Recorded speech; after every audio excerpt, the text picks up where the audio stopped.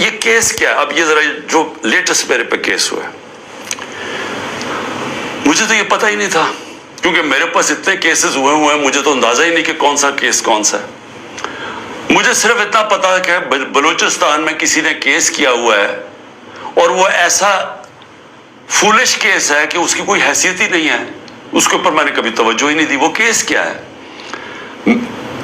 Qasim sorry rolling دیتا ہے کہ جناب یہ مراسلہ، یہ جو سائفر آیا ہے وہاں سے، اس کے ہوتے ہوئے بیرون ملک کی مداخلت ہوئی ہے ہمارے افیئرز میں، اور اس میں لکھا ہوا ہے کہ عمران خان کو عدم اعتماد میں شکست ہو۔ یہ مراسلے میں لکھا ہوا ہے، جو کہ وہ ڈونلڈ لو اور ہمارے ایمبیسڈر کے بیچ میں بات چیت ہوئی، جو کنفرم کیا گیا پاکستان کی سیکیورٹی کاؤنسل نے۔ پھر جب شہباز شریف بنا پرائم منسٹر، پھر سیکیورٹی کاؤنسل میں ایمبیسڈر کو، اسد مجید کو بلایا گیا، اس نے بیٹھ کے کہا کہ ہاں یہ مجھے ڈونلڈ لو نے کہا تھا کہ عمران خان کو ہٹاؤ پرائم منسٹرشپ سے، اور یہ عدم اعتماد میں اس کو فیل کرو۔ اور ابھی عدم اعتماد درج نہیں کی گئی تھی اسمبلی کے اندر، تو قاسم سوری نے اس کو سامنے رکھتے ہوئے کہا کہ اس کے مراسلے کے ہوتے ہوئے میں یہ نہیں اس وقت آگے اسمبلی کو بڑھنے دیتا۔ اس کے اوپر میں نے اسمبلی ڈیزالو کر دی اور میں نے الیکشنز کال کر دیے۔ اب یہ آدمی کہہ رہا تھا کہ وہ جو الیکشنز میں نے کال کیے ہیں اس کے اوپر آرٹیکل 6 لگنا چاہیے، تو سپریم کورٹ نے تو پہلے ہی رولنگ دے دی تھی۔ انہوں نے تو اس کا صرف قاسم سوری کا جو رولنگ تھی اس کو انہوں نے انلافل ڈکلیئر کر دیا، لیکن میں نے تو اس رولنگ کے اوپر فیصلہ کیا تھا کہ اسمبلی ڈیزالو ہونی چاہیے اور الیکشن اناؤنس کر دیتا ہوں، تو میرے اوپر تو کچھ تھا ہی نہیں، تو کیس میں تو کوئی حیثیت ہی نہیں تھی۔ اس آدمی کا وکیل کا قتل ہوتا ہے، فیملی ساری کہتی ہے کہ خاندانی دشمنی تھی، اس پہ قتل ہوا ہے، وہاں پہنچ جاتے ہیں، یعنی وہ پتہ چلتا ہے کہ 9:30 بجے اس کا قتل ہوتا ہے، 4 گھنٹے کے اندر لا منسٹر پریس کانفرنس کر دیتا ہے کہ عمران خان اس میں ملوث تھا۔ 4 گھنٹے۔ کبھی سوچے ہیں کہ کوئی قتل ہوا ہے، کوئی انویسٹیگیشن ہوتی ہے، کوئی پتہ چلتا ہے، وہ 4 گھنٹے میں کہتا ہے عمران خان اس کے اندر ملوث ہے۔ اور اس کے بعد کیا ہوتا ہے؟ اس کے بعد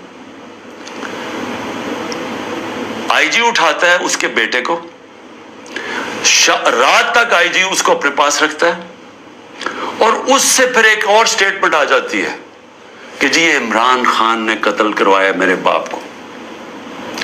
اب پہلے میں یہ سمجھنا چاہتا ہوں کہ عمران خان نے کتنے اپنے زندگی میں قتل کروائے؟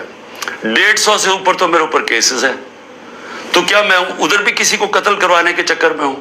اور وہ کیس جس نے آگے بڑھنا ہی نہیں تھا، جو میرے وکیلوں نے بھی کہا کہ جس نے کس طرح آرٹیکل 6 میرے اوپر لگا سکتے تھے، جبکہ سپریم کورٹ نے رولنگ دے دی تھی اس پہ، تو میرے اوپر تو وہ ہو ہی نہیں۔ اور پھر آرٹیکل 6 کا جو ہوتا ہے یہ گورنمنٹ کرتی ہے، یہ کبھی انڈیویجول نہیں کرتا۔ تو یہ وہی ایک ان میں سے کیسز تھے جنہوں میں ان میں مجھے پھنسایا ہوا تھا۔ اب یہ سوچے کہ اس کے اوپر میرے اوپر انہوں نے 302 کا مقدمہ کر دیا اور میرے اوپر قتل کا کیس کر دیا۔ واضح ہے، مجھے نظر آ رہا ہے کہ کیا کرنا ہے۔ اتنے زیادہ کیسز ہیں، میں اب اسلام آباد جانا ہے کل، کچھ 16 کیسز کے اوپر میں نے بیل لینی ہے، 16 کیسز کے اوپر۔ کبھی کسی اور پولیٹیکل لیڈر کے اوپر کبھی ایسا ہوا ہے؟ مجھے بتائیں، ان لوگوں نے جنہوں نے 30 سال سے ملک لوٹ رہے تھے، ان کی وہاں اربوں ڈالر کی جائیدادیں پڑی ہوئی ہیں، ان کے رہن سہن ذرا جا کے دیکھیں۔ ایک بیٹا 20 ارب کے گھر میں رہ رہا ہے، دوسرے دیکھو ان کو اربوں روپے کی پراپرٹیز ہیں، ان کے کسی کو کوئی ہوٹل کسی کے نام پہ ہے۔ یہ ساری چیزیں یہ ابھی سے نہیں، یہ مجھے باقاعدہ ISI سے انفارمیشن ملتی گئی ہے 20 سال سے۔ جنرل امجد جب نیب کی دی تھی، انہوں نے جو 5 سال میں چوریاں کی تھی، اس کے بعد مسلسل ہمیں انفارمیشن ملتی رہی۔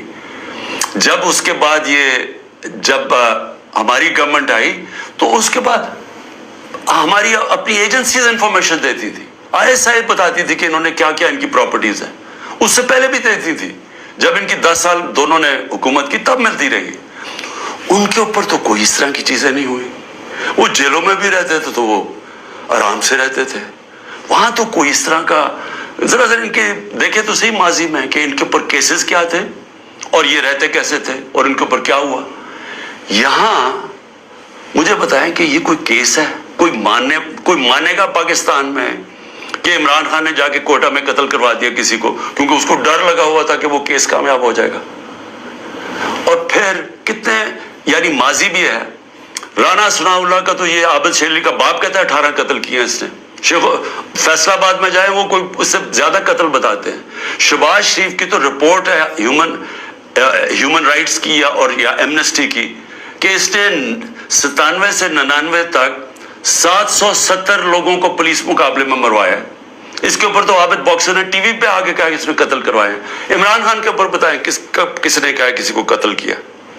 तो ये जो कत्ल का केस इन्होंने किया है, इसका मकसद ही एक है कि किसी ना किसी तरह इमरान खान को पकड़ लो।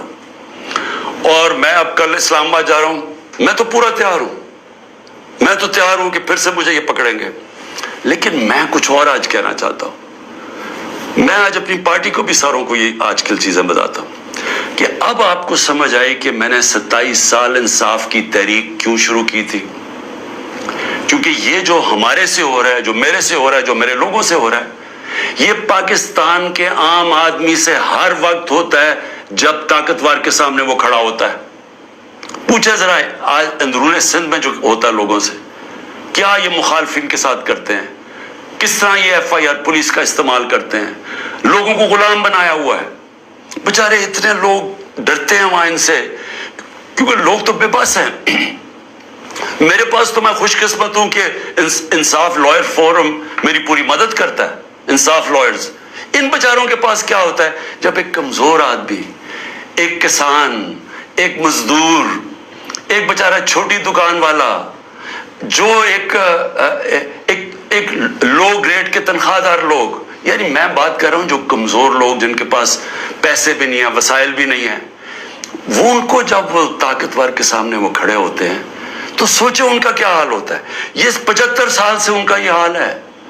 ये जो मैं बार बार आपको कहता हूं कि जब तक ये कौम आजाद नहीं होगी, जब तक इंसाफ नहीं आएगा, तो इंसाफ तो आने दिया ही नहीं है। ये ऊपर से जो संभाल के बैठे हुए सिस्टम, ये तो कानून के ऊपर है। चोरी करें, सब कुछ हो रहे हैं, NRO मिल जाता है, ताकतवर को पूछने वाला नहीं है। मुझे गोलियां लगती हैं, मैं अपनी FIR नहीं कटवा सकता क्योंकि दूसरा इतना ताकतवर था। और ये कमजोरों से हर रोज जब ताकतवर से टाकरा पड़ता है, जब उनकी जमीनों पे कब्जा होता है, वो बेबस हो जाते हैं, कोई उनको पूछने वाला नहीं होता। क्यों कब्जा ग्रुप अमेरिका में नहीं है, इंग्लैंड में नहीं है, क्यों डेवलप मुल्कों में जिधर रूल ऑफ लॉ है वहां क्यों नहीं कब्जा ग्रुप? क्योंकि वहां लोगों की हिफाजत करता है, कमजोर को ताकतवर से तहफ़्फ़ुज़ दिया जाता है। इंसाफ के निजाम में उनके फंडामेंटल राइट्स की हिफाजत की जाती है। तो यहां तो जो आज हो रहा है, यानी थोड़ा बहुत जो मुल्क चल रहा था उस तरफ, कि जब वो लॉयर्स मूवमेंट शुरू हुई 2007 में और करते करते एक आजाद अदलिया की तरफ गए ताकि वो हमें बचाएगी अगर हुकूमत हमारे से जुल्म करती है, तो ये तो सारा ही खत्म हो गया। अब तो हम वो पहुंच गए हैं जो मुझे तो नहीं याद, ये तो वो बदतरीन मार्शल लॉज में पहुंच गए हैं। हमारे तो सारे फंडामेंटल राइट्स खत्म हो गए आज। यानी इस तरह का केस और इस तरह के केसेस, जिले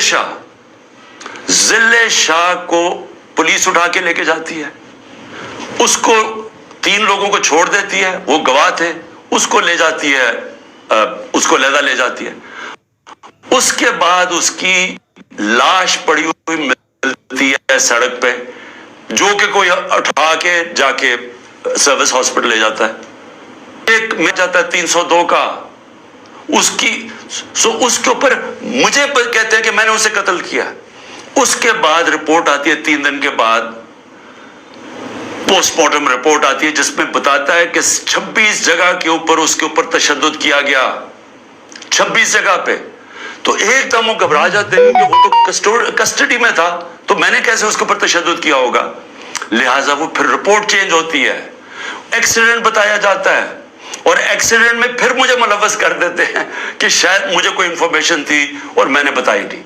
یہ ہو رہے ہیں کیسز یہاں آج، اور یہ سارے اس وقت کوئی تحریک انصاف کا اس کو ان کیسز میں ڈالا جا رہا ہے، لیکن اس سے ہٹ کے یہ ہر وقت کمزور کے اوپر ظلم ہوتا ہے اس ملک کے اندر. اور اگر آپ میرے سے پوچھیں کہ ہمارا ملک آگے نہیں بڑھا، تو حضرت علی کا قول ہے کہ کفر کا نظام چل جائے گا، لیکن اس طرح کا ظلم اور ناانصافی کا نظام نہیں چل سکتا.